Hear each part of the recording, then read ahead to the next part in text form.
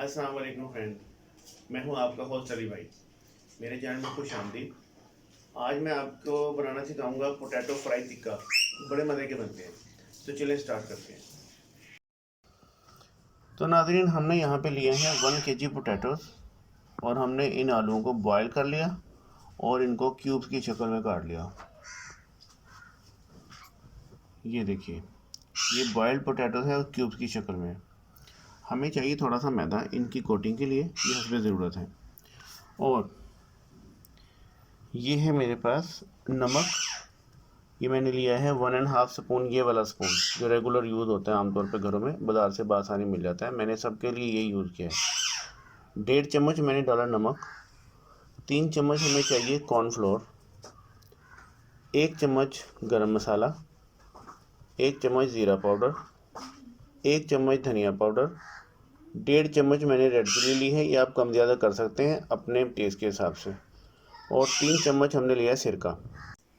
और हम जिसमें जाएंगे अब एक एक करके सारे मसाले। ये हमने डाल लिया इसमें रेड चिली पाउडर और ये हमने डाला है इसके अंदर नमक। नमक आप अपने जो है ना टेस्ट के हिसाब से आप कम ज़्यादा कर सकते हैं। मैंने 1.5 स्पून लिया था, जो स्पून मैंने आपको दिखाया उसका अच्छा हिसाब से। और इसमें जाएगा ये गरम मसाला पाउडर, खसखस भी जाएगा इसके अंदर। और ये हमने इसी तरह से इसके ऊपर स्प्रेड करना है। अब हम डाल रहे हैं इसके अंदर ज़ीरा पाउडर। तो ये आप ये ना कीजिएगा कि सारे मसाले मिक्स करके डाल दें जी, ये इसी तरह से डालने हैं तो इसका टेस्ट अच्छा निकलता है। ये धनिया पाउडर गया इसके अंदर। और अब हम डालेंगे इसके अंदर सिरका। सिरका भी इसी तरह से, ये इस तरह सारे मसालों के ऊपर थोड़ा थोड़ा डाल देना, इस तरह। ये सिरका चला गया। अब हम डालेंगे इसके ऊपर कॉर्नफ्लोर। बस हाफ कॉर्नफ्लोर भी डाल रहे हैं, थोड़ा सा बचा लें ताकि वो मिक्स करते हुए डाल दें। अब हम इसको स्पून से आराम से मिक्स करेंगे एहतियात से।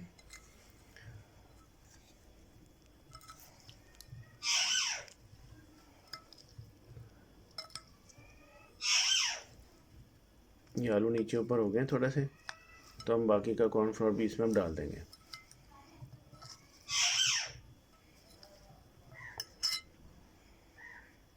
चलो, ये स्प्रेडिंग तकरीबन हो ही गई है इसकी। Very good. अब इसे हमने अच्छी तरह से मिक्स कर लिया है। अब मैं बताता हूँ नेक्स्ट आपकी जो है ना वो क्या स्टेज है।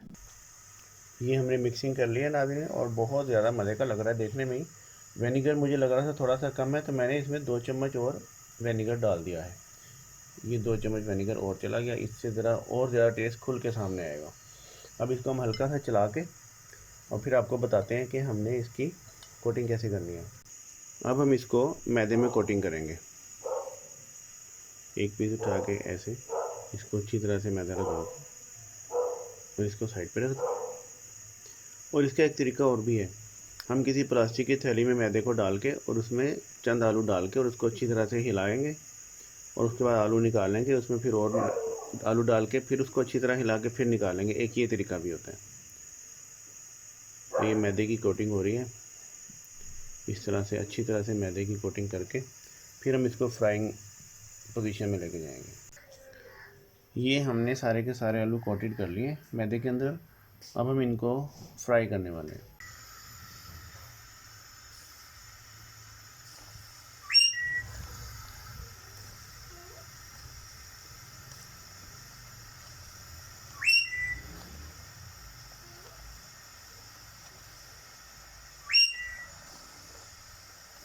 इस तरह जब हम आलू डालेंगे और हमारी क्वांटिटी तकरीबन पूरी हो जाएगी, आपके जितना आपने तेल या ऑयल या घी रखना है उसके हिसाब से क्वांटिटी पूरी हो जाएगी। तो हमने इसको चलाना नहीं है ना, अगर हम इसे चलाएंगे तो ये कोटिंग उतर जाएगी और ये कुत्ता भौंक रहा है बाहर, तोता मुँह सुनता है।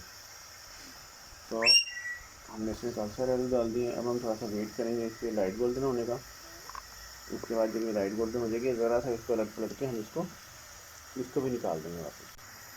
तकरीबन 4 मिनट हमने इसको पकाया और ये इस वक्त रेडी है।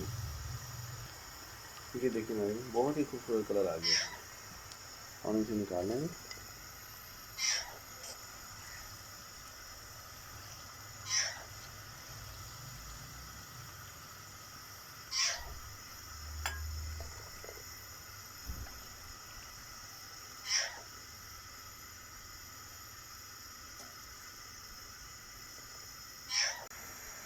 ये तकरीबन हमारे पोटैटो फ्राई हो चुके हैं और जैसे ही इसके बबल्स थोड़े से और कम होंगे तो हम इन्हें निकाल लेंगे। हमने इन्हें एक दफ़ा हल्का सा हिलाया बस, बाकी ये खुद से ही फ्राई हो रहे हैं और ये फ्राई होकर इस पोजीशन में आते हैं।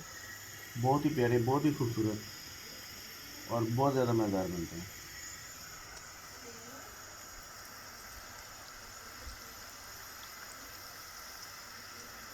बस 1 मिनट और है, उसके बाद हम इन्हें निकाल लेंगे।